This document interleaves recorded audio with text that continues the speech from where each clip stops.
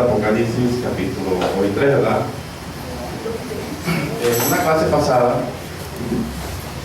hablamos de que la Biblia hay que interpretar, y sobre todo el libro de Apocalipsis, un libro profético, en 3 niveles. Ustedes recuerdan eso, ¿verdad? La parte histórica, la parte profética, la parte arquetípica. Un ejemplo de esto es la caída de Babilonia.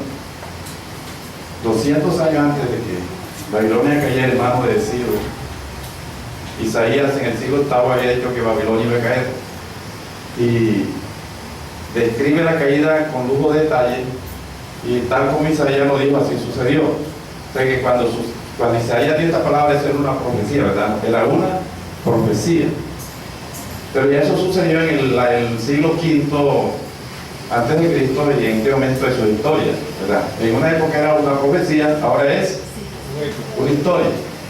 Pero la caída de Babilonia, la historia de Babilonia tiene algunos principios que se ajustan al tiempo actual. Entonces la Biblia habla de la gran Babilonia, Apocalipsis capítulo 18, ¿verdad? Algunos principios que tenía la Babilonia antaño. O sea, así como aquella Babilonia oprimió el pueblo de Dios y trató de mundanalizarlo. Esa Babilonia hizo una mezcla de religión, de política y de economía. O sea, en el tiempo actual también se va a dar un movimiento igual al movimiento de antaño. O sea que la caída de Babilonia está en vigencia en el siglo XXI, gloria a Dios. Esa es la parte arque, o sea, los principios que se aplican a Babilonia se aplicaron y que se aplican al periodo actual. Bien, de esta manera vamos a estudiar el capítulo 2 y 3, pero vamos a hacer nada más a recalcar los temas principales, porque estas 7 iglesias que están en Apocalipsis capítulo 2 y 3, como ya le dijimos, es un cuadro profético que ilustra los diferentes periodos por lo que ha pasado la iglesia. O sea, la iglesia de Jesucristo, desde el comienzo del Pentecostés, o de pronto antes del Pentecostés, porque antes del Pentecostés ya estaba la iglesia, hasta el rapto se ha dividido en 7 periodos, ¿verdad? Que es la iglesia apostólica, la iglesia perseguida, la iglesia imperial, la iglesia medieval, la iglesia reformada, la iglesia moderna y la iglesia actual. Entonces Apocalipsis 7 iglesias, que es Éfeso, después de Éfeso viene Esmirna, Pérgamo, Tiatira, Sardis, Filadelfia y Laodicea. Cada una de estas iglesias tenían algunas características que eran históricas. O sea, estas iglesias eran históricas, realmente existían en Asia Menor, lo que hoy es Turquía. Tenían algunas características que se parecían a algunas características que iba a tener los diferentes periodos por los que iba a pasar a la iglesia, y se le aplican. Pero esas características que cada iglesia demuestra, como la que dejó para el primer amor, como la que era pobre en bienes materiales pero rica en bienes espirituales, como la que era rica en bienes espirituales, en bienes materiales, pero la que era tibia, la que era caliente, la que era fría, son diferentes cuadros que representan las diferentes clases de iglesia que hay en la actualidad. O sea que en Barranquilla debe haber una iglesia que se parezca a una de estas 7. O sea, allí apunta la parte arquetípica, ¿verdad? Entonces lo vamos a estudiar de manera así como que muy por encima, porque vamos a más bien a detallar el libro de Apocalipsis del 4 en adelante, que es la parte más importante, ¿verdad? Que es la más como que enredada. En cada iglesia debe haber diferentes clases de cristianos que se parezcan a una de estas 7 iglesias, o sea que también es aplicable a la iglesia local, ¿verdad? Entonces uno se examina cuál es la iglesia que yo me parezco, o cuál es la iglesia que se parece a mí. Esa sería la parte arque, ¿verdad? La parte arquetípica. Principios que tiene esta iglesia que se pueden acomodar a nuestra forma de vida o a la vida de determinada iglesia. Entonces, a ver, aquí los hermanos que tienen el material, a cada iglesia la dividimos en 5 puntos para que sea más rápido y más fácil y más entendida. Es el nombre y el periodo de cada iglesia. O sea, el nombre tiene que ver con las características y el periodo es el tiempo que abarca. Autor, o sea, la forma como Jesús se presenta. O sea, nosotros estudiamos el capítulo 1 y ahí hay una visión de Jesucristo glorificado. Y ahí Jesús presenta algunas características como el que tiene la espada, ¿verdad? Como el que tiene el rostro como el sol, como el que anda en medio de los 7 candeleros, como el que tiene las 7 estrellas, como el que tiene los pies como los brullidos. O sea, estas características que Jesús presenta en el capítulo 1 son las credenciales que le presenta a cada iglesia. Porque dependiendo de la situación de la iglesia, así Jesús se le presenta. Lo que quiere decir es que cada iglesia tiene problemas diferentes. Lo más malo es uno compararse con otra iglesia, o sea, que cada iglesia es diferente y cada iglesia tiene que rendirle cuenta a Dios de manera individual. Dios no llamó la atención a la iglesia de Éfeso por lo que estaba haciendo la iglesia de Pérgamo.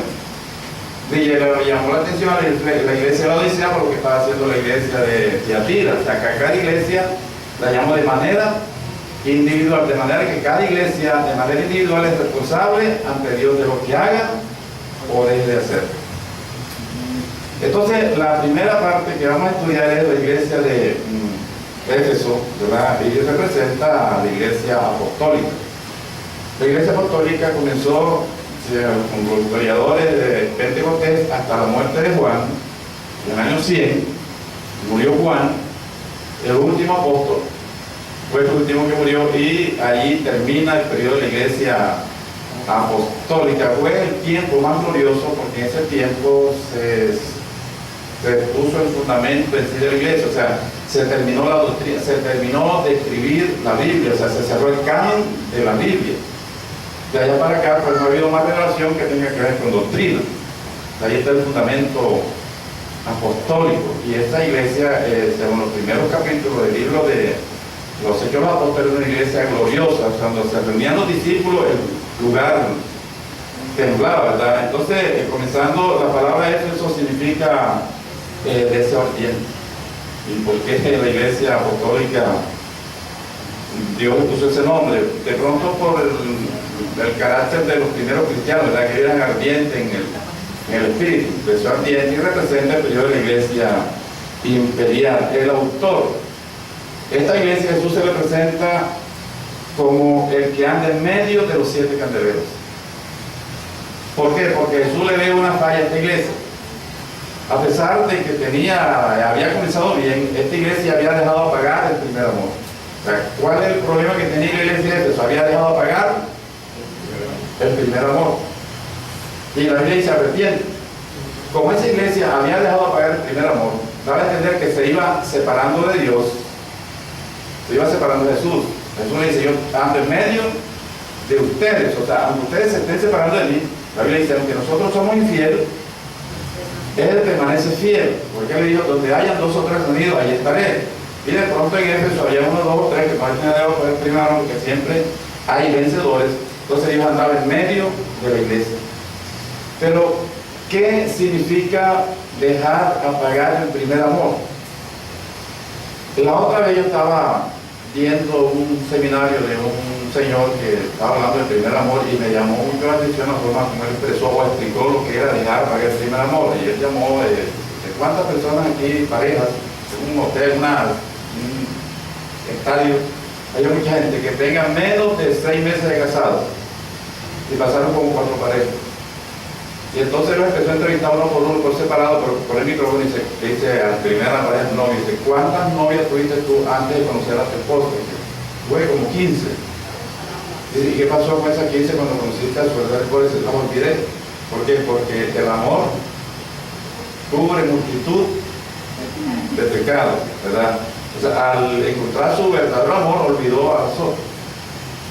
Y a todos lo llamó y todos dieron la misma. O sea, una muchacha dijo que había tenido, creo que 35 novios. Y dice, Señor, ¿y qué pasó con esos 35 novios cuando procediste? Dice, los olvidé. ¿Por qué? Porque ahora ya ocupa todo su corazón, ¿verdad?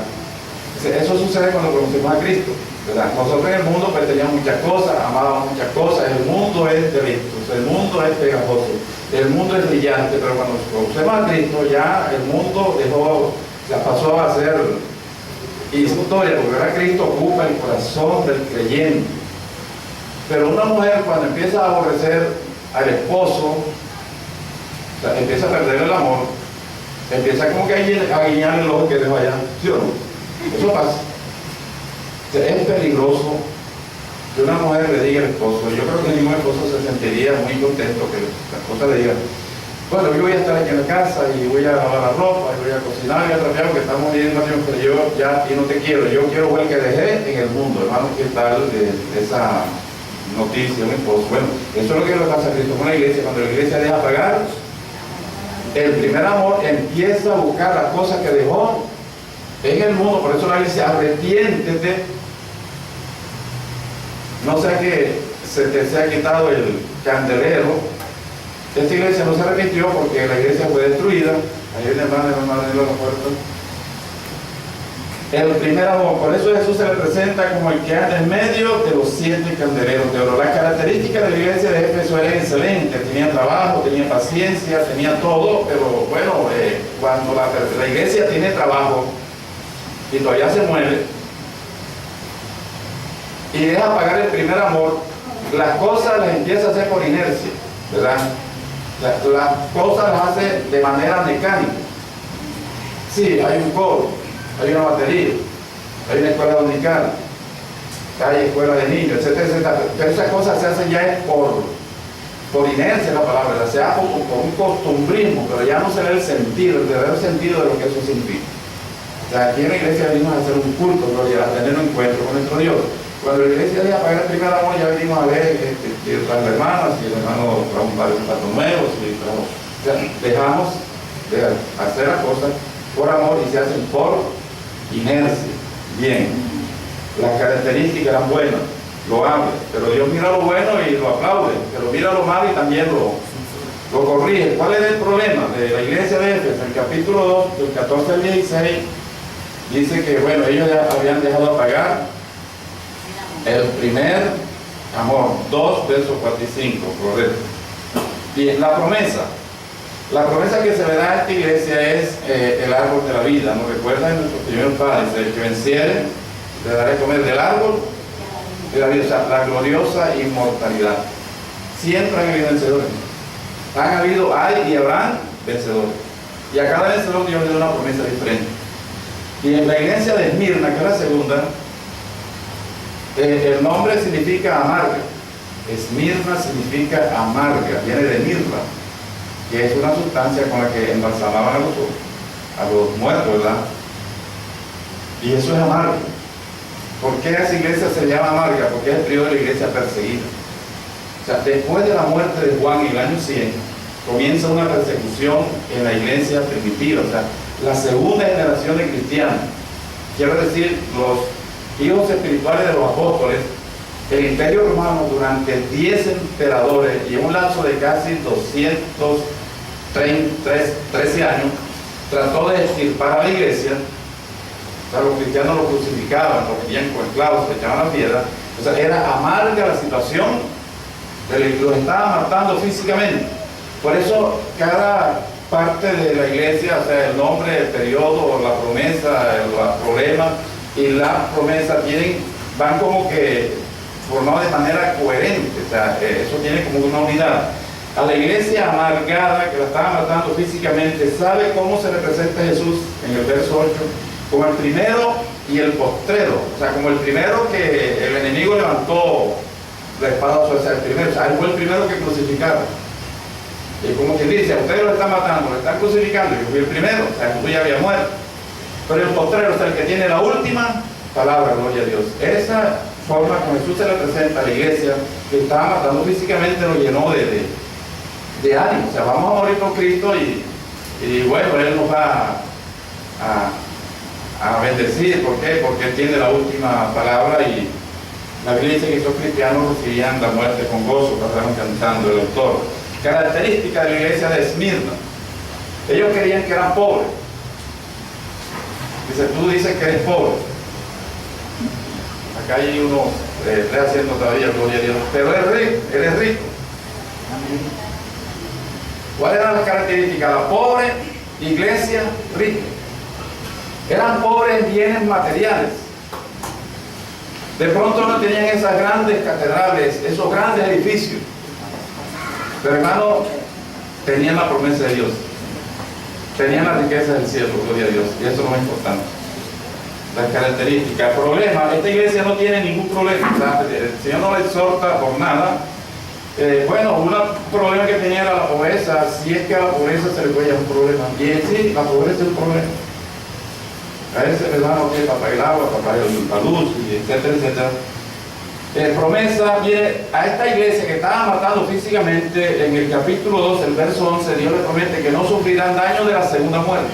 Como que dice, si usted muere la primera vez, la parte física, no sufrirán daño de la segunda muerte, que es la más terrible. O sea, la segunda muerte equivale a separación, a separar eternamente a Dios en un lago de fuego, y eso ellos lo entendieron. O sea, si ustedes mueren físicamente por mi causa, porque Jesús dijo, el que pierda la vida la ganará, ¿verdad que sí? El que la gane la perderá. Si ellos niegan a Jesús, pues mueren en pecado, que negaron al Salvador, van al lago de fuego, o sea, separado eternamente de Dios. Al que venciere no sufrirá daño de la segunda muerte. Entonces hay una regla bíblica que no falla, y es que el que nace 2 veces muere una vez, y el que nace una vez muere 2 veces. Fíjese usted cómo es el asunto. El que nace 2 veces solamente muere una vez, y el que nace solamente una vez tiene que morir 2 veces. Me explico, si una persona nace físicamente y después nace espiritual, que es el nuevo nacimiento, o sea, no va a morir la segunda vez. ¿Por qué? Porque ya la muerte, pues, para el cristiano es vencida. Hablo de la segunda muerte como la separación eterna de la persona en un lago de fuego. Pero si la persona nace una sola vez en la vida, o sea, no nace de nuevo, digo, no es convertido, entonces tiene que morir 2 veces, la muerte física y después la muerte eterna, ¿verdad que sí? Entonces esta iglesia entendió el mensaje. El que venciere no sufrirá daño de la segunda muerte. Bueno, entramos a la iglesia de Pérgamo para que nos rinda. Y la palabra Pérgamo, la iglesia de Pérgamo, capítulo 2, del 12 al 17, Pérgamo significa matrimonio. Pérgamo, gamo, la palabra gamo es una palabra griega donde viene matrimonio, gamo.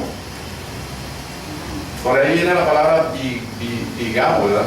La persona que se casa 2 veces, polígamo, poligamia, el que casa, gamo, es donde viene la palabra matrimonio. Cuando dice Pérgamo, la palabra Pérgamo quiere decir doblemente casado. O sea, la iglesia que se casó 2 veces. Pérgamo, el Señor está diciendo con el nombre, mira, te casaste 2 veces. ¿Por qué? Porque es el periodo de la iglesia imperial. Cuando Constantino dio el edicto, hizo que todo el mundo se convirtiera. O sea, Constantino lo que hizo fue un matrimonio de la iglesia con el mundo. O sea, la iglesia se mundanizó. ¿Por qué? Porque el mundo entró a la iglesia. Siempre un líder, un ministro de la iglesia tiene que hacer una raya y decir, de la raya para allá es el mundo y de la raya para acá es la iglesia, porque si no hace la raya, o el mundo se mete a la iglesia o la iglesia se va para... O sea, hay un matrimonio, ¿verdad?, entre el mundo y la iglesia. ¿Eso lo hizo Constantino? Sí, señor. Constantino y dio un edicto de que todo el mundo tiene que ser cristiano. O sea, no se convirtió a la gente porque se le predicó, sino por un decreto. Entonces a esos sacerdotes paganos que adoraban por lo menos a la serpiente, había una serpiente que estaba en el espíritu de adivinación, Pitón, la serpiente Pitón, ellos se convirtieron en cristianos, o sea, se volvieron cristianos, pero siguieron adorando a la serpiente Pitón, y ahí la idolatría entró a la iglesia. No hubo el nuevo nacimiento ahí. La iglesia no hubo un nacimiento, o sea, la gente se convirtió fue por un decreto, porque Constantino lo dijo. O sea, lo que hizo fue que casó la iglesia. Pues mira, y esta iglesia le pusieron el nombre de Dios, le puso el nombre de Pérgamo, o sea, doblemente casado.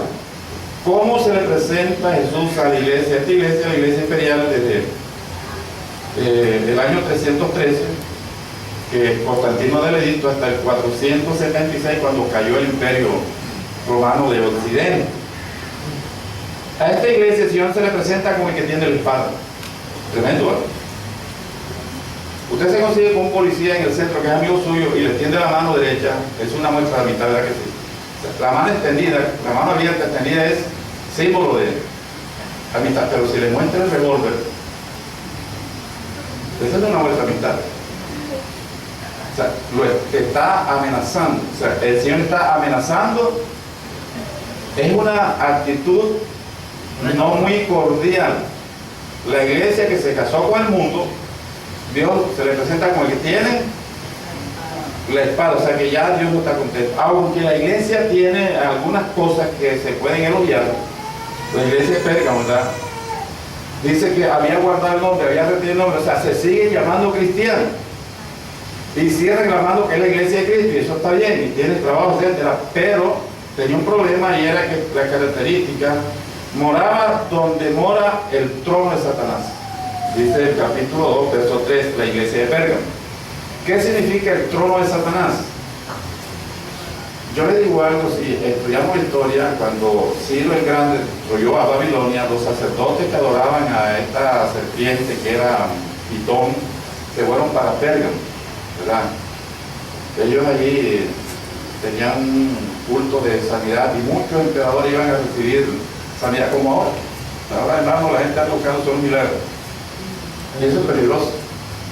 Porque Jesús dijo que los milagros seguirían al creyente y no los creyentes deberían dar los milagros, ¿verdad?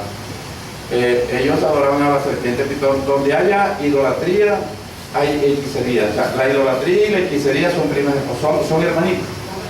O sea, la gente idólatra es supersticiosa, siempre tiene la mata de sábila, siempre tiene la herradura, o sea, siempre la idolatría y la hechicería están mezcladas. Y donde hay idolatría y hechicería está el trono de Satanás, porque él es el papá de esas cosas. Entonces de Babilonia se fueron para Pérgamo, pero cuando Ciro el Grande dio el edicto y empezó a darle los beneficios que le daba a los templos paganos, a los creyentes, entonces estos sacerdotes mudaron el culto de Pérgamo a Roma, que era la capital, o sea que el diablo cambió de trono y el trono quedó en lo que hoy es Roma, que es la mata de la idolatría, y eso no lo puede negar nadie, ¿verdad? Donde está el trono de Satanás. Bien, las características. Tenía un problema y era que tenía la doctrina de Balaam. O sea, la iglesia de Pérgamo tenía la doctrina de Balaam. ¿Cuál es la doctrina de Balaam? La doctrina de Balaam es no diferenciar entre lo de Dios y lo del diablo. O sea, Balaam quería quedar bien con el Dios y con el diablo. O sea, usted estudia la doctrina de Balaam y cuando Dios lo amenazaba, pues él habla de parte de Dios, pero después él le decía al otro cómo hacer caer al pueblo de Dios, ¿verdad? O sea, le servía a los dos señores. O sea, la doctrina de Balaam consiste en no diferenciar entre la mesa del Señor y la mesa de los demonios. O sea, la doctrina de Balaam es algo así como la gente en los carnavales en diciembre se va de la iglesia, ¿verdad? De vacaciones y regresa el sábado, el miércoles de ceniza con una cruz de ceniza en la frente. Aquí no ha pasado nada. Hacen una pausa. Sí, hacen una pausa. O sea, no hacen diferencia entre adorar a Baal y adorar a Cristo. Para ellos es igual. Esa es la doctrina de Balaam. No diferenciar entre lo santo y lo profano. No diferenciar entre lo blanco y lo negro. Es la doctrina de Balaam. De pronto hay alguna iglesia aquí en Barranquilla que no se diferencia. Ayer me dijo un alumno, hermano, que la iglesia está dándole la Santa Cena, pero que llegue. Sí, no hace diferencia entre, la Biblia dice que si nos examinásemos a nosotros mismos cuando vamos a tomar la cena y si no seríamos juzgados con el mundo, una persona inconversa no se puede hacer un juicio porque la persona espiritualmente no se puede ver, el cristiano lo puede hacer. Bien, la doctrina de Balaam. ¿Qué promesa le da el Señor a los vencedores de la iglesia imperial? Siempre han habido vencedores, el maná escondido, o sea, pan del cielo. Esa gente que no diferencia entre la mesa del Señor, o sea, la Santa Cena, y la mesa de los demonios, Dios le da el verdadero maná, gloria a Dios, pan del cielo, o sea, nuestro Señor Jesucristo.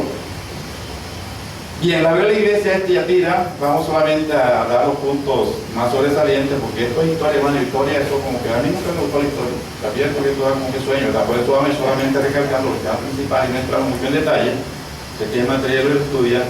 La palabra Tiatira significa actividad en el ofrecimiento de víctimas. Actividad en el ofrecimiento de víctimas, que representa la iglesia medieval o la iglesia papal, que corre desde la caída del Imperio Romano hasta que Martín Lutero clavó la famosa tesis en la Catedral de Luterano, algo así. En esos 1000 años, ¿actividades haciendo qué? De víctimas. Eso es un nombre está bien raro, ¿no? Actividad en ofrecimiento de víctimas. Porque en ese tiempo la iglesia tradicional fundó o estableció lo que se llama la Santa Inquisición. 1000 años, o sea, del año 500 al año 1500 se marca lo que es la Edad Media, ¿verdad? La edad del oscurantismo. Si a una persona la veían con un tomo de la Biblia, hermano, lo quemaban. Si a una persona lo veían que de pronto tenía una página de la Biblia, lo quemaban. Empezaron todo Cualquier persona que no se identificaba con el kirio ese, lo que tenía la ramera, que tiene un cáliz, o el cáliz, lo quemaban. Y en ese mismo tiempo hicieron las cruzadas, que yo sé que usted ya sabe la historia de las cruzadas, fue en la Edad Media. Y sumando los muertos que hubo en las cruzadas y los muertos que se dieron a la Santa Inquisición, mataron aproximadamente 70 millones de personas. Y esa sangre Dios se la va a demandar a la Iglesia Católica. Por eso el periodo de la Iglesia Imperial se conoce como actividad en el ofrecimiento de víctimas, porque mataron más gente que la Primera y la Segunda y la Guerra Mundial juntos. Usted conoce la historia de Copérnico, ¿verdad que sí? Usted inventó el telescopio y dijo, vea, el mundo no es geocéntrico, el mundo es heliocéntrico. O sea que la Iglesia en la Edad Media decía que la Tierra, el Sol giraba, o sea que la Tierra era el centro del universo y que todo giraba alrededor de la Tierra. De ahí viene la palabra geocéntrico. Copérnico miró y dice, no sé yo, lo que gira es la Tierra, hermano, y lo quemaron. 200 años después salió Galilei y dice, hizo un telescopio como el que más sofisticado. Sí, señor, se mueve la Tierra, el sol no se mueve. Y usted sabe la historia de Galileo Galilei, ¿verdad? Lo llamaron y le dijeron, retrátese. Sabemos que se retrató, pero dice la historia que Galileo Galilei, cuando estaba ante la corte, los que juzgan de la Santa Inquisición, se retrató y dijo, yo juro ante Dios y ante todo lo que se pueda jurar de que es una herejía decir que la Tierra se mueve. Pero entonces dice la historia que zapateó y dijo, pero de que se mueve, se mueve. Esa es la iglesia medieval, la iglesia del medieval. El autor, ¿cómo se le presenta a Jesús a esta iglesia? Como el Hijo de Dios. Mire, ya la iglesia tenía la tendencia de adorar a María, ¿verdad?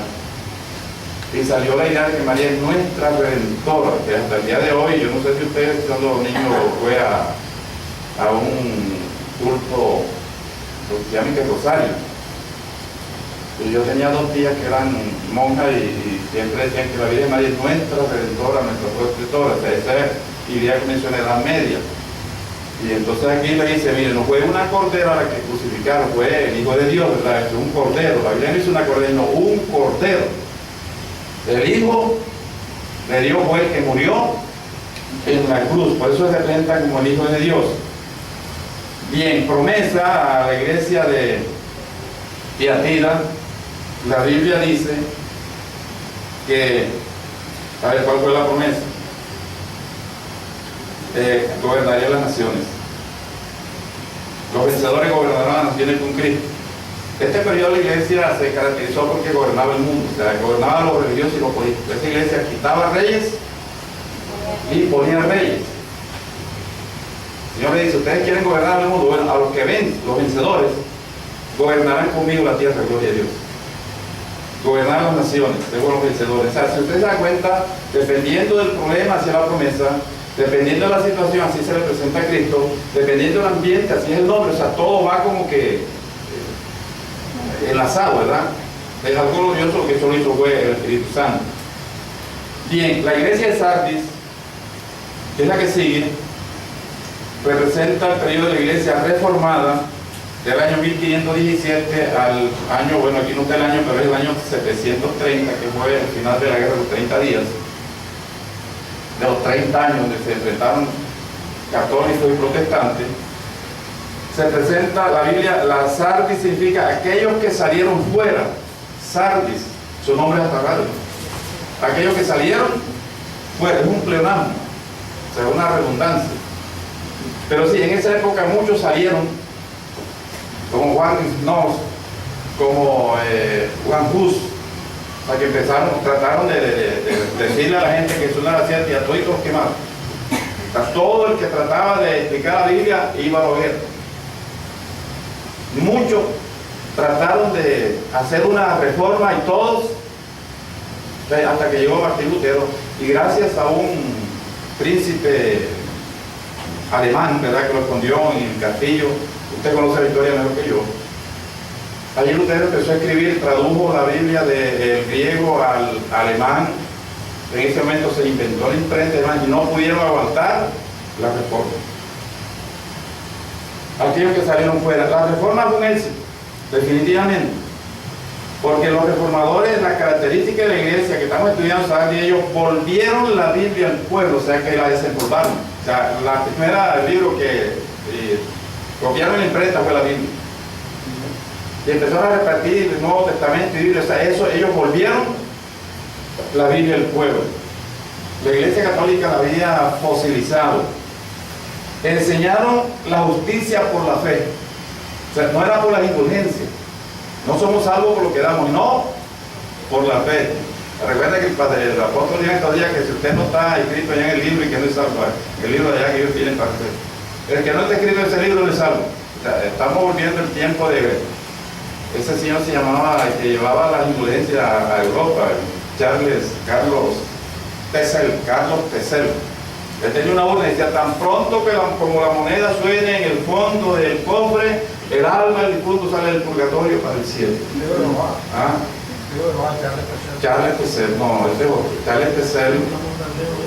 Roosevelt. Carlos Tesel fue el hombre que mandó el Papa Urbano II, creo que fue, para hacer la cúpula de San Pedro, le faltaba plata, entonces inventaron el cuento de que el que moría iba al purgatorio, pero si la persona daba una indulgencia, tan pronto como el cobre, la moneda que hay en el fondo del alma salía mano disparada para el cielo, pero que nadie contestó. Ahora están diciendo que si usted no, apenas te lleva una ofrenda ya en el mismo hermano, el alma sale igual, es igual. Vamos a tener que buscar un Martín Lutero para que haga una contra-reforma dentro de la iglesia evangélica. Bien. Estamos ahí, hermano. Entonces, ellos enseñaron, presentaron a Cristo como único Salvador. Enseñaron a adorar a Dios en espíritu y en verdad. O sea que la iglesia de Sardis recibió buena doctrina, pero no la supieron canalizar. O sea, no aprovecharon ese despertamiento que hizo Dios. Entonces enseñaron de nombre. Aquí dice, tú dices que tienes nombre, pero estás muerto. O sea, el problema de la iglesia Sardis era que estaba muerto. O sea, se llenaron de nombre. En Alemania lo llamaban los... ¿Cómo es que hizo la reforma? Los luteranos. En Inglaterra se llamaban los anglicanos. En Francia los hugonotes. En Holanda, o sea, cada país tenía sus... No, o sea, la iglesia debe ser cristiano y cada país tenía el nombre de su iglesia. Yo pienso que como ahora, ¿verdad? Nos llenamos de nombres. Entonces yo le dije, ustedes tienen nombre, pero están muertos. El problema de la iglesia de Sardis fue que tenían buena doctrina, pero la tenían en la mente, pero no la pasaron al corazón. O sea, se volvieron burros cargados de teología. Y como resultado dio un movimiento sin vida, porque lo que da vida es el espíritu. Entonces Dios dice, tú tienes nombre, pero estás muerto. ¿Cómo se le presenta Jesús a la iglesia de Sardis? La iglesia está muerta, como el que tiene los 7 espíritus. Como diciéndole al difunto, al muerto, ¿dónde conseguir la verdadera vida? Porque lo que da vida es el espíritu. Dice, mira, usted está muerto, pero aquí está el espíritu. O sea, se lo puso a disposición. O sea, si nosotros estudiamos esto y le pongo la tarea que lo pide en su casa, lo examine bien, hermano, eso es una enseñanza bonita. No la podemos detallar, hermano, porque esto, pues, por lo menos a mí la historia no me gusta mucho. Y tiene problema, estaban muertos. Promesa, vestiduras blancas, y sus nombres no serían borrados del libro de la vida. O sea, allí en esa iglesia hubo gente que fueron vencedores. ¿Cuál fue la promesa a la iglesia que estaba muerta espiritualmente? Sus nombres no serían borrados del libro de la vida. ¿A quién se le borran los nombres? A un muerto. O sea, Dios no es Dios de muertos. Una persona puede que su nombre quede escrito en el libro de la vida cuando se convierte, pero si se muere espiritualmente por causa del pecado, ese nombre es borrarlo. Entonces Dios le dice a la iglesia que está muerta, mira, a los que venzan, su nombre no les será borrarlo, porque Dios no es Dios de muertos, Dios es Dios de vida. O sea que estas cartas sí representan cada periodo Pero estos 5 puntos, hermano, armonizan de una forma perfecta, porque esto es la palabra de Dios. La iglesia de la Reforma, después viene la iglesia de la Filadelfia, que es la sexta.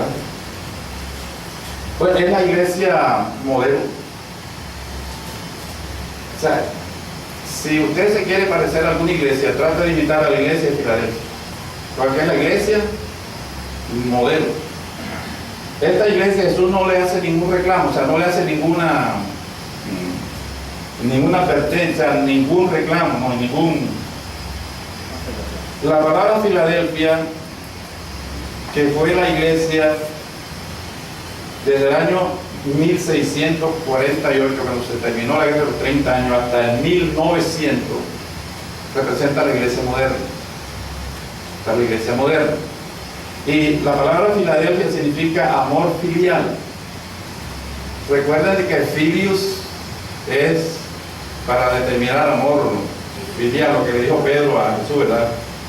Jesús me ama, tiene que ser filero, y el amor filero, no el amor ágape. Entonces Pedro siempre decía el amor filero, después finalmente decía amor ágape, ya Dios dejó de preguntarle, me lo intentó 3 veces. La palabra Filadelfia significa amor filial, la iglesia del amor filial. El autor, el santo y verdadero. Es una forma linda. Porque esta iglesia, aunque tenía poca fuerza, trataba de buscar el verdadero camino. Entonces Dios le dice que, o sea, ellos empezaron a tratar de buscar a Jesús. Y él le dice, según es la meta, así tienen que ser los caminos. ¿Por qué Jesús a esta iglesia se le presenta como el santo y verdadero? Diciéndole, los caminos que conducen a Cristo tienen que ser santos y tienen que ser verdaderos. Porque según es la meta, así es el camino. Al diablo se llega por caminos torcidos, por caminos sucios. Pero a Cristo, si queremos ir a Cristo, hermano, el camino tiene que ser santo y verdadero. Les muestra la meta, que Él es santo y verdadero. Características, hermano, guardaba la palabra, ¿cómo le parece? Mire, en la Biblia hay que enseñar, porque si a la gente no se le enseña la Biblia, hermano, no lo puede guardar. Por lo menos en la iglesia actual es que hay falencia, la gente no está enseñando la Escritura. Usted estudia, hermano, y hay una verborrea sofisticada, pero ¿verdad? Mira, la gente tiene hambre de la palabra. Tienen hambre de la palabra. Yo estoy dando una clase que es como que técnico laboral. Eso es pago, que es una universidad que se llama así como que Logos. Tiene un representante aquí en Barranquilla y se está dando clase en Santa Marta, en Cartagena, aquí en Barranquilla. Y a mí me toca dar clase en el técnico y estoy en una clase que se llama La Vida de Jesús. Allá vale como que 120,000 pesos sale el curso, ¿verdad? Y yo digo de que de pronto esa clase, porque yo tengo materiales, a mí no me han prohibido esa clase, la podemos dar aquí, ¿no? Allí está Cartagena, ayer la 19 horas, es un intensivo de 8 a 5.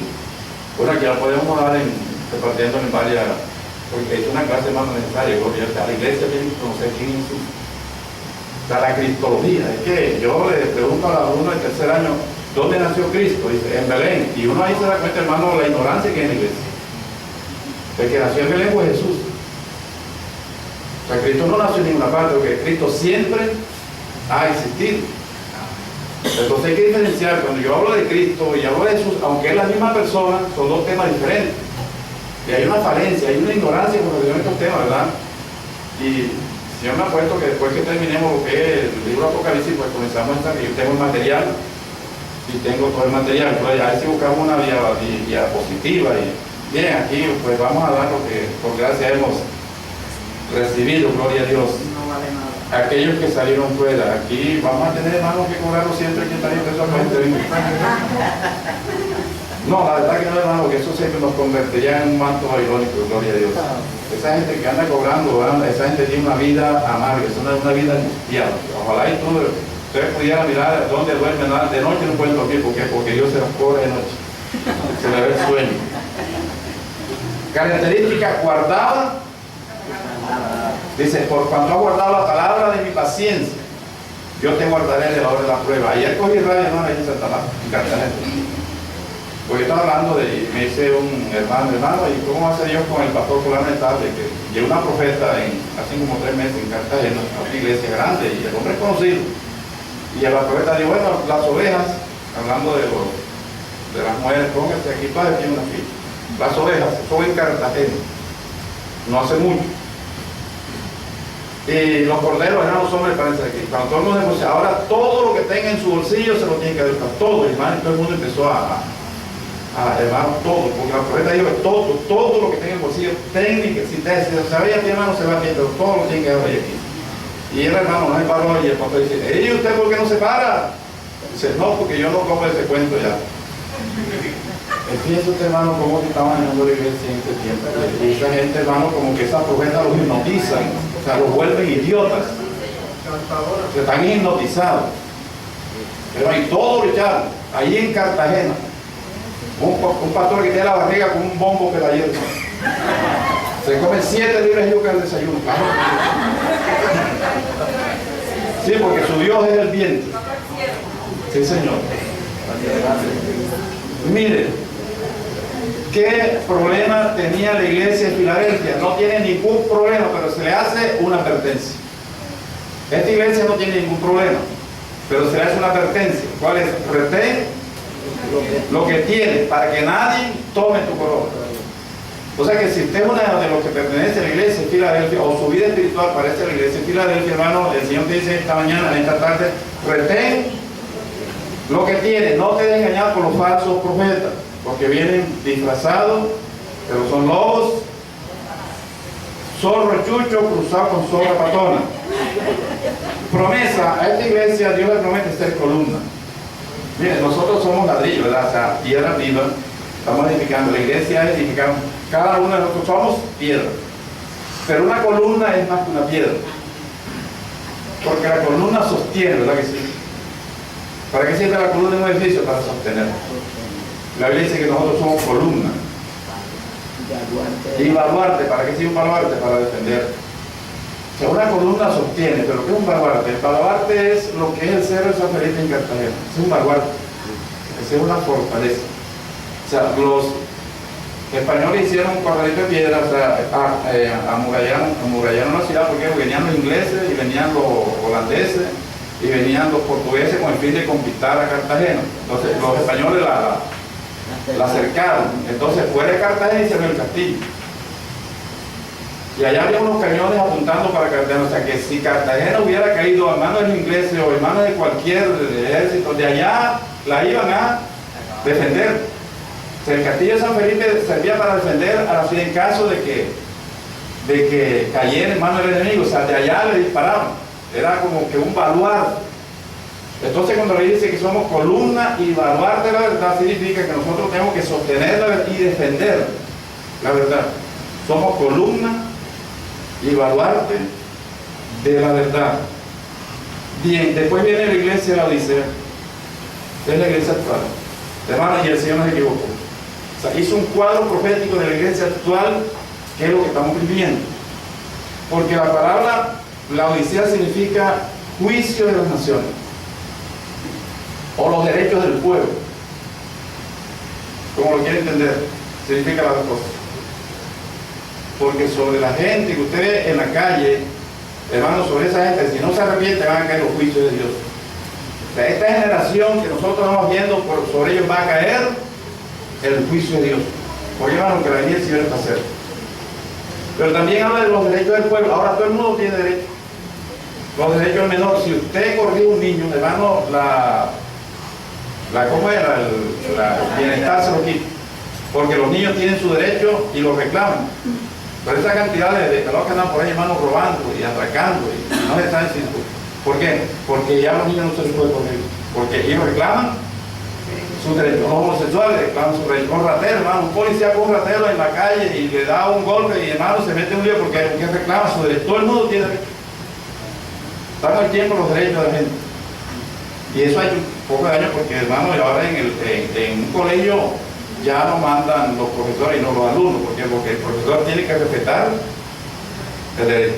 En la calle ya no mandan los policías, ya los policías no son autoridad, porque ahora tiene que esperar el derecho. Ahí está la defensoría del pueblo, hermano, que con un policía maltrate a un ratero, hermano, se mete un lío.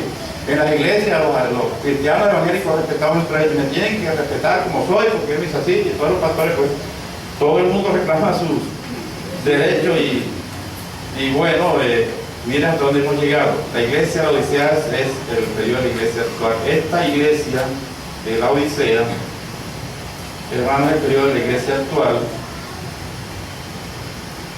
tiene el autor, el testigo fiel y verdadero. Yo me hago una pregunta: ¿por qué Jesús a esta iglesia actual, es la iglesia apóstata, es la iglesia que no cree ni en la luz eléctrica? Sí, porque ahora para que usted haga un milagro tiene que pagar. O sea, yo prefiero pagar antes de creer. Usted le cobra por un milagro y paga, ¿por qué? Porque es más fácil pagar que creer. La iglesia está negando la fe. Ya yo no soy salvo por fe, no por lo que puedo dar. O sea, la iglesia del mercantilismo, la iglesia de la Odisea. ¿Por qué Jesús se le presenta a esta iglesia como fiel y verdadero? Porque la iglesia está dudando de la palabra. Le está diciendo, mira, todo lo que la Biblia dice es verdad porque yo soy fiel. Hermano, Jesús es fiel. O sea, Jesús dijo que Él vendría. La iglesia ya no está esperando eso. Ya la iglesia no cree en su segunda vida, pero Jesús es fiel. Dice, yo soy fiel y verdadero. Yo dije que vendría y vendré. O sea, le está recordando a la iglesia apóstata que Él es fiel y sus promesas son sí y amén en Cristo Jesús. Es el peor periodo. El peor periodo de la iglesia es el de ahora, porque la iglesia ni es fría ni es caliente. Oí un predicador en estos días que decía, hay hermanos en la iglesia que les gusta la música vieja, o sea, la de los voceros, la de los amparados, la de Bonilla, la de María. Si usted le gusta esa, pues sigue oyendo esa música, pero no se va a ir al extremo. Hay hermanos en la iglesia que les gusta la música nueva, o sea, la champeta, el reggaetón. Bueno, sigue oyendo esa música, pero no se vaya a ir al extremo. O sea, te está diciendo, no sea frío ni caliente. O sea, sé tibio. Entonces, ese es el retrato de la iglesia actual, que ni es fría ni es caliente. ¿Sabe una cosa que la otra vez vimos eso aquí, verdad? Que Faraón quiso arreglar con Moisés para que el pueblo saliera, y la primera regla que le hace es, bueno, usted lo que quiere hacer es que adorar. Si vamos a adorar, bueno, adoren aquí. Usted no necesita salir del mundo para ser evangélico. Esa es la primera regla. Léalo en Éxodo capítulo 8. Cuando ya Faraón se sintió apretado, que se dio cuenta que no podía aguantar más el pueblo, le dice, adoren aquí en la tierra. O sea, ¿qué dijo Moisés? ¿Acaso vamos a ofrecer la inmundicia de Egipto a Dios? Mire, hay mucha gente que se ha convertido músico, pero que siguen con los músicos, ¿verdad? Siguen ganándose el Congo de oro, siguen participando en el carnaval. O sea, ellos no han abandonado el mundo. O sea, no han salido del mundo. Después Dios lo aprieta más para hoy y los vuelve a llamar y dice, bueno, vayan, pero no se vayan muy lejos. Esa es una propuesta bastante sutil. Porque fue la que hizo el pastor no hace mucho. O sea, no se vayan ni para allá. O sea, no se vayan muy lejos. Donde el diablo lo puede alcanzar cuando lo necesite. Bien, mejor dejemos a la iglesia lo iniciar por otro tiempo, hermano, porque eso yo creo que es un poco así. Vamos a mirar el capítulo 4 de Apocalipsis. Aquí comienza el segundo periodo de la iglesia, el segundo periodo del libro, ¿verdad? Las cosas que han de ser. Este capítulo lo vamos a dividir en varias partes, dependiendo de los temas que tiene, de una manera positiva. Primero el trono. Vamos a hablar también de 4 seres vivientes. Vamos a hablar de un mar de cristal y vamos a hablar de 24 ancianos. O sea, este capítulo 4 tiene ¿cuántos temas? Tiene varios: el trono, los 4 seres vivientes, los 24 ancianos y el mar de cristal. ¿Verdad que sí? Usted lee el capítulo 4 de Apocalipsis. Vamos a comenzar con el primero, el trono. ¿A cuándo llevan el cielo? Después de esto miré, O sea, esto quiere decir exactamente lo que dice. Después del periodo de la iglesia, cuando la iglesia sea levantada, cuando termine el tiempo, las cosas que son, o sea, el periodo de la iglesia, vendrán las cosas que han de ser. Se abre una puerta y a Juan le hace una invitación al son de una trompeta. Y al instante Juan estaba delante del trono. Esto nos habla del rato de la iglesia. Dice, después de esto miré y aquí una puerta abierta en el cielo, y la primera voz que oí como de trompeta dijo, sube acá, yo te mostraré las cosas después de esto. Por eso Juan, el libro de Apocalipsis, si usted lo ha leído, siempre es miré, y miré, y miré, y miré, y puro miré, porque Juan estaba mostrando. Pero si usted compara este versículo 1 del capítulo 4 con primera de Tesalonicenses, capítulo 4, verso 16, tiene una relación muy estrecha. Porque primera de Tesalonicenses, capítulo 4, verso 16 al 16 dice, porque el Señor mismo, con voz de mando, con voz de arcángel y con trompeta de Dios, descenderá del cielo. Y los muertos en Cristo resucitarán primero. Luego nosotros, los que hayamos quedado, seremos transformados para recibir del Señor en los nuevos cielos y así estaremos para siempre muertos. O sea que aquí vemos el rapto de la iglesia. Dice, y al instante yo estaba en el Espíritu, y aquí un trono establecido en el cielo, y en el trono uno sentado. A Juan le muestran el trono, y ve la primera persona de la Trinidad, pero no lo puede escribir. O sea, Juan no ve ninguna imagen. Él trata de describir con sus palabras lo que está viendo. Y él dice que ve el aspecto, el verso 3, era semejante a una piedra de jaspe y una piedra de cornalina. La cornalina es una piedra roja y brillante, y el jaspe es una piedra blanca y brillante. O sea, lo que ve Juan es un resplandor. O sea, Juan no ve ninguna figura, está viendo al Padre, la primera persona de la Trinidad. Porque la Biblia dice que nadie ha visto a Dios. ¿Por qué nadie ha visto a Dios? Porque en el libro de Primera de Timoteo, capítulo 6, verso 16, dice la Escritura, hablando del Padre, el único que tiene inmortalidad, que habita en luz inaccesible. ¿Qué significa la palabra inaccesible? Que no tiene acceso, a quien ningún hombre, ninguno de los hombres ha visto, ni le puede ver, al cual sea la honra y el imperio sempiterno. Juan no vio a Dios. ¿Por qué? Porque Dios habita en luces inaccesibles. O sea, lo que ve es una luz blanca y una luz roja. O sea, él está escribiendo lo que ve. ¿Qué pasa con Moisés cuando dice que demostró la espalda? Ese es un antropomorfismo, ¿verdad? A ver, la Biblia habla de Jesús como la segunda persona de la Trinidad, y Jesús es la imagen del Dios invisible. O sea, Jesús da a conocer al Padre. Si usted lee el libro de Ezequiel, capítulo 1, y Ezequiel ve el trono, y dice que en el trono ve uno sentado con semejanza de hombre, ese es Jesús. O sea, esa es la segunda persona. Es que en el Antiguo Testamento había teofanía, donde Jesús se aparecía en forma humana como el ángel de Jehová, ¿verdad que sí? Pero no, ahí está hablando de Dios.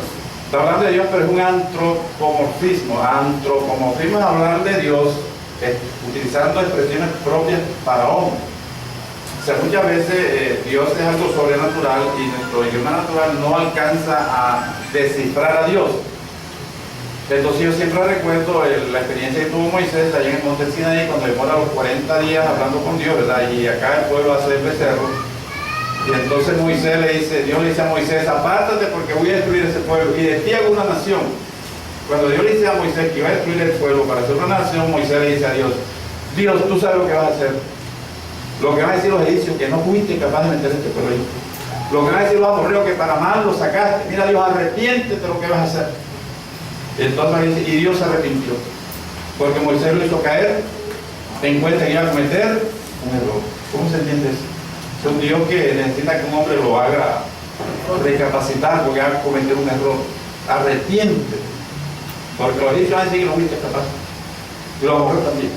Y dice, y Dios se arrepintió. Eso no, si tú lo tomas de manera literal, es imposible. Ese es un antropomorfismo. se habla de Dios utilizando expresiones propias para un hombre. Bueno, después explicamos eso del antropomorfismo que nos apartamos del tema. Bueno, lo primero que ve Dios, Juan, es el trono, ¿verdad? Dice, y alrededor del trono habían 24 tronos. A la iglesia de Filadelfia, Dios, bueno, Filadelfia no, la iglesia de actual, la de la Odisea, Dios le dice que a los vencedores se sentarán con él en el trono. Hay una promesa para los vencedores, y es que se van a sentar con Jesús en el trono. Cuando uno habla de la forma como Dios diseñó el hombre, Dios diseñó al hombre a su imagen y semejanza.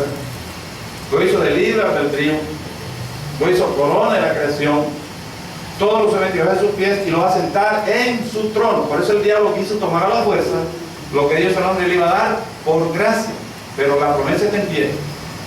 Y aquí vemos 24 tronos y está ocupado por 24 ancianos. ¿Qué representan los 24 ancianos?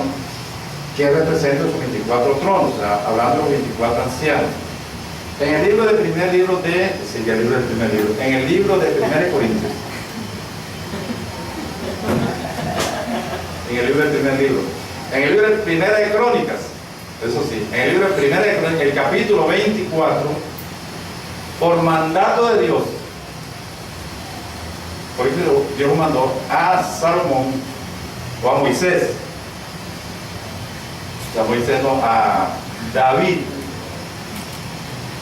Ya los levitas habían quedado sin chamba porque los levitas eran para cargar el tabernáculo, para armarlo, para desarmarlo. O sea que el pueblo de Israel demoró 40 años en el desierto con un tabernáculo, para que eso pesaba. Habían 60 columnas de acacia que sostenían el atrio, unas 24 que sostenían el tabernáculo, la cortina, eso pesaba. Entonces esa cantidad de hombres andaban cargando, siempre que se iban a poder, hermano, armar y desarmar y volver a cargar. Pero cuando Salomón hizo el templo, el tabernáculo lo metieron en un cuarto del templo, o sea, toda la cortina, o sea, esos levitas quedaron sin oficio, sin chamba. Entonces Dios le llamó y dice, mira, ponlos a trabajar, porque se vuelven locos. Ponlos a cantar. Hizo una orquesta de 120 músicos, 40 hombres por turno, para que siempre a las 24 horas hubiera alabanza en el templo. Y bueno, a cada uno le dio su oficio, los porteros, los que barrían, los que buscaban la leña, o sea, a cada uno lo puso a trabajar. En la época de David habían 38,000 sacerdotes. Tremenda cantidad de gente, hermano. Los sacerdotes tenían derecho de entrar al lugar santo todos los días a quemar el incienso y a prender la lámpara.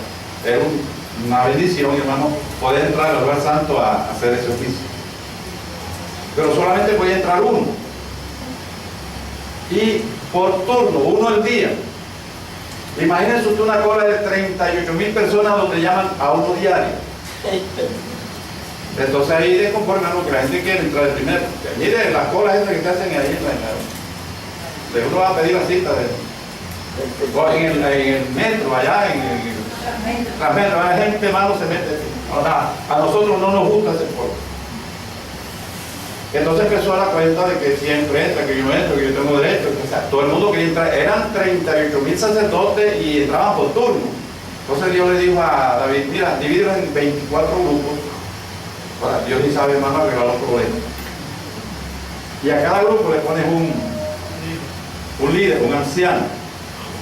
Y cuando entre ese anciano, entre el nombre de su grupo. Y así se arregló el problema. De tal manera que esos 24 ancianos que estoy hablando en primer libro de Crónicas, capítulo 24, usted lo va a leer en su casa, representan todo el sacerdocio levítico.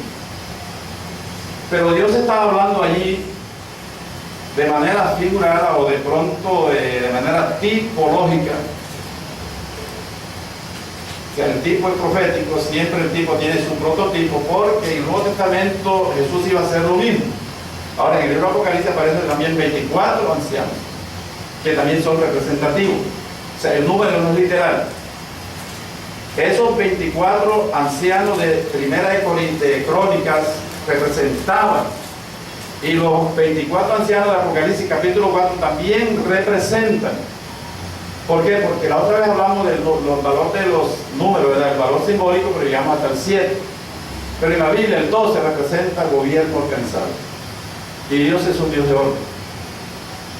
Y en el Antiguo Testamento, Dios estableció a 12 patriarcas. Y si usted es un buen estudiante de la Biblia, esos 12 patriarcas, sobre ellos gira la historia del Antiguo Testamento. ¿Por qué no escogió 15? ¿Por qué no fueron 7? ¿Por qué no fueron 20? ¿Por qué no fueron 12? Ahora, en el Nuevo Jesús escoge a 12 apóstoles. Usted no se ha preguntado por qué no fueron 16 o 20 o 7 o 5. Tenían que ser 12, igual que en el Antiguo. Porque el Antiguo Testamento, el Nuevo, gira alrededor de los 12 apóstoles, que es el fundamento, ¿verdad? Estamos fundamentados en el fundamento de los apóstoles, la doctrina apostólica. Entonces los 12 patriarcas representan a los convertidos del Antiguo Testamento y los 12 apóstoles a los del Nuevo Testamento. O sea, 2 y 12 da 24. O sea, 24 es como si yo uniera a los del Antiguo y los del Nuevo, o sea, los convertidos, porque toda persona que se convierte en un real sacerdote, nación santa. Somos sacerdotes para Dios. Ya redondeando todo esto, porque el tiempo avanza, los 24 ancianos representan todos los convertidos, que se va a ir en el rato, los que estén muertos van a resucitar, y los que estemos vivos seremos transformados. Estamos en el trono, hermano, al frente del trono en forma de círculo, o sea que los 24 ancianos representan a la iglesia, en otras palabras. Dice el verso 5, y del trono salían relámpagos y truenos y voces. Usted va a buscar en el libro de Apocalipsis y esta expresión relámpago, trueno y voces aparece 17 veces. Y la expresión relámpago, trueno y voces habla de ira. Relámpagos, trueno y voces habla de ira. Ya la iglesia ha sido levantada. Cuando se levante la iglesia se termina la gracia. En este momento, si usted ha leído el libro de los Hebreos, el trono de Dios es el trono de gracia. Dice, acerquémonos confiadamente al trono de la gracia, porque estamos en el tiempo de la gracia. Salvación gratuita. Acerquémonos al trono de la gracia, pero cuando se levante la iglesia, hermanos, se termina la gracia. Y ese trono que habla de gracia se convierte en trono de ira. Lo vamos a mirar en Apocalipsis 16, 15 y 16, o sea, en el resto lo que vamos a hablar. O sea, la ira de Dios va a caer sobre la humanidad. Cuando hablamos de ira, porque es que la ira es un fruto de la carne, ¿verdad? La ira es fruto de la carne, pero cuando hablamos de la ira de Dios, hay una ira santa y se refiere al sentimiento repulsivo de Dios hacia el mal obrar de la gente. O sea, la Biblia dice, airaos, pero no pequéis. Hay una ira que no es pecado. Hay una ira que es fruto de la carne, pero esta ira no es fruto de la carne, es el sentimiento repulsivo de Dios que Él siente cuando la gente obra mal. Y el hombre está llenando la copa de la ira de Dios. Ahora es trono de gracia, aprovechemos hermano la gracia. Ahora es trono de gracia, pero después será trono de ira. Y dice el verso 6, y delante del trono había como un mar de vidrio semejante al cristal. Este mar de vidrio, que es el mismo que hizo Salomón en el templo, pero lo hizo de bronce. Que fue el mismo que hizo Moisés en el tabernáculo, pero lo hizo de bronce. En el tabernáculo se llamaba un lavacro. Salomón lo llamó mar. Y hay un himno por ahí que dice que hay una playa una playa celestial, un mar celestial. O sea, no es un mar, no es un océano. O sea, es el mueble que Moisés puso en el templo, porque lo que hicieron aquí los hombres fue una copia de lo que hay allá. O sea, Dios mandó a hacer un templo en la tierra, el igual que en el cielo hay un templo. Acá el mar de bronce servía para que los sacerdotes lavaran las manos y los pies antes de entrar al lugar santísimo. Ese mar de bronce aquí en la tierra representa limpieza continua de los sacerdotes. Y lo necesitamos. Tiene que ser de bronce porque el bronce significa juicio al pecado. Allá es de cristal. ¿Por qué de cristal, hermano? Que allá no vamos a necesitar de lavarnos las manos y los pies. ¿Por qué? Porque llegaron con un cuerpo glorificado. Cuando dice que el mar es de cristal, da a entender que la santificación del pueblo ya ha terminado para siempre. O sea que ya no hay necesidad de confesar pecado ni nada. ¿Por qué? Porque ya tenemos un cuerpo glorificado. Y es de cristal porque está en la presencia de Dios y todo lo que está en la presencia de Dios es transparente. Bien, aquí habla de 4 o 6 dientes que no me atrevo a meter los callos nada porque no los va a alcanzar el tiempo. Y estos 4 o 6 dientes son de mucha importancia. Este que tiene ojos por delante, por detrás, por dentro, por fuera, tienen cara de auto, cara de león, cara de águila y cara de buey. Esto tiene una enseñanza bastante profunda. Lo vamos a contextualizar con otros temas de la Biblia para que quede bien claro. Y si lo tomo a la mano, lo voy a como que a machucar y no vale la pena. Entonces lo vamos a dar para el próximo domingo, Dios mediante. Si el Señor no ha venido aquí, ojalá y si Dios viniera esta tarde, sería mucho mejor. Bien, ¿hay alguna pregunta en esta tarde? ¿Algo que no hayan entendido? Usted leyó el libro de Apocalipsis capítulo 4, hay algo que usted dijo, yo no entiendo esto y no se explicó aquí. La idea, hermano, es que usted sabía aquí entendiendo el libro de Apocalipsis, todo, para que lo enseñe a otra persona. ¿Sí, hermano? Es la doctrina de los nicolaitas. La doctrina de los nicolaitas, esa doctrina, la Biblia no añade mucho detalle, porque no tiene un contexto que lo explique, ni la historia habla sobre eso. Pero si estudiamos la raíz de la palabra, Nico y Laos, Laos significa pueblo. La palabra Laos es pueblo, pueblos en español, en plural. Y Nico es señorear, o controlar, o dominar el pueblo. Parece que es esa doctrina de cuando la gente se señorea del pueblo, o sea que se señorean de las ovejas. La doctrina de los nicolaitas consiste en decir, hermano, todo lo que tenga en los bolsillos tiene que darlo aquí. Esa es la doctrina de los nicolaitas.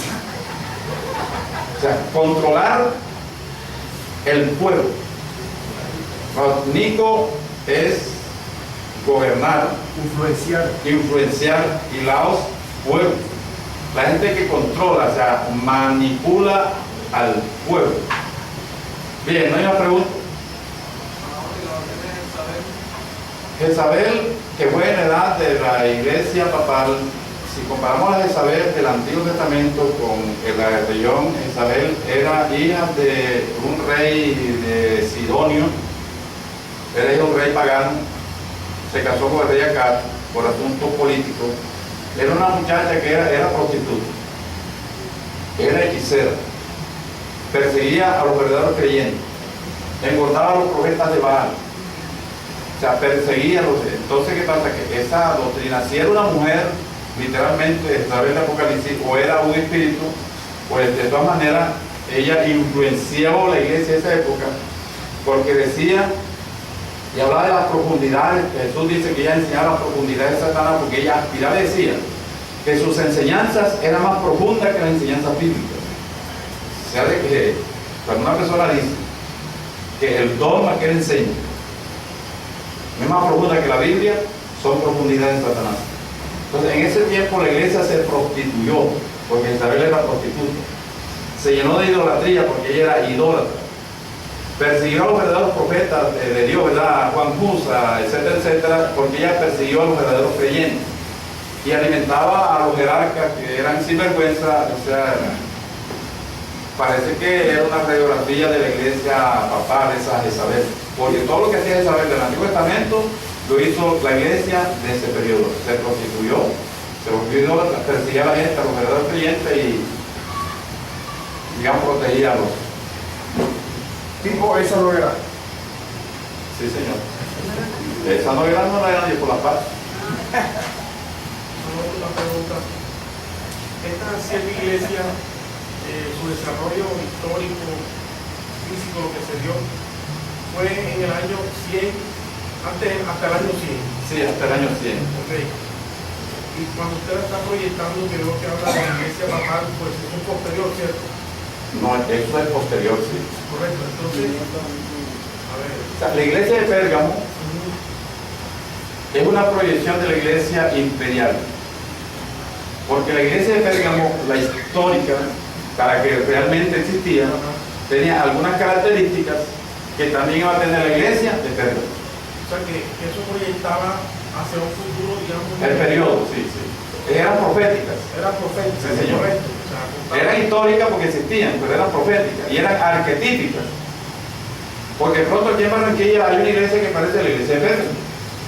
Sí, sí, correcto. O sea, son tres niveles. La parte histórica, la parte profética y la parte arquetípica. O sea que esta palabra nunca pasa de moda. La de Génesis y Apocalipsis está vigente. Porque la Biblia tiene historia, ¿verdad? Es un libro histórico, pero son historias con propósito. Son historias que revelan el carácter de Dios. Son historias que revelan la situación del hombre. Son historias que revelan el amor de Dios. Son historias que revelan cómo Dios quiere levantar el hombre. La historia de la Biblia es la historia de la salvación. Por eso siempre está de moda. Por eso dice, el cielo y la tierra pasarán, más mis palabras no pasarán. Lo que pasa es que en ese momento nos ayuda el hecho presente en ese momento para tener una radiografía exacta del futuro. Del futuro, correcto. O sea, y muestra una fotografía de la iglesia en la actualidad. Alguna iglesia se parece a una de estas, Ok, claro. porque la Biblia no la baja, ¿verdad? No, O sea, sobre eso, de pronto ampliamos un poquito el sábado festivo. Vamos a hablar de esas profecías que se cumplieron, pero que están vigentes, o sea, profecías de doble proyección, que es lo que confunde mucho a la gente, ¿verdad? La profecía de doble proyección, porque vamos a hablar de las profecías que se han cumplido, pero que están vigentes, ¿verdad? Se cumplió la mitad, hace falta la otra mitad. Por ejemplo, y le añado algo que vamos a tratar el sábado. Cuando el ángel Miguel se presentó a la Virgen María, le dijo, tendrás un hijo que se llamará Jesús, y eso sucedió. Del ángel, pero también dice, y Dios le entregará el reino a Dios eternamente y para siempre. Eso no se ha cumplido. Pero esa profecía tiene doble proyección. Es una profecía telescópica. Cuando una persona ve el pico de dos montañas que parece que estuvieran juntos, ¿verdad? Acá yo veo en la Sierra Nevada el pico Bolívar y el pico Colón, pero están pegaditos. Pero si vaya, hay un valle que tiene casi como unos 20 kilómetros. O sea, yo el valle no lo veo. Yo solamente veo las dos y parece que es una sola. O sea, en la Biblia hay cantidad de profecías que están de esa manera, que se conocen como las profecías telescópicas o de doble fondo o de doble proyección. Cuando el cristiano conoce eso, hermano, se identifica con la Biblia y crecemos en conocimiento de la palabra, o sea, en la historia de la salvación. ¿Por qué? Porque Dios fue revelando las cosas de manera escalonada. Recuerden que Jesús le dijo a los discípulos, yo tengo muchas cosas que enseñarles ahora, pero no se las puedo dar, ¿verdad? Porque todavía no estaba en condición de recibirlo. Se las diré después. Eso fue lo que el Señor Jesucristo dijo, que estaba cerca de Jerusalén y los discípulos pensaban que el reino se iba a establecer enseguida. Vea, esa amén y esa cantidad de profetas hay que escuchar porque no han entendido lo que se va a explicar el sábado. O sea, ellos están confundidos. Una cantidad de profetas que están diciendo, ya estamos en el reino, que el cristiano no puede comer arroz con guineo porque somos reyes, hermano, es porque están en. O sea, la Biblia hay que entender. La hipódromo llegó uno, si usted desayuna arroz con guineo, arrepiéntase, porque eso no es un rey, hermano, no estamos reinando, estamos conquistando un reino. O sea, ellos están confundiendo la proyección. Bien, no hay más preguntas. Entonces vamos a pasar aquí al pastor reverendo Estewin, licenciado.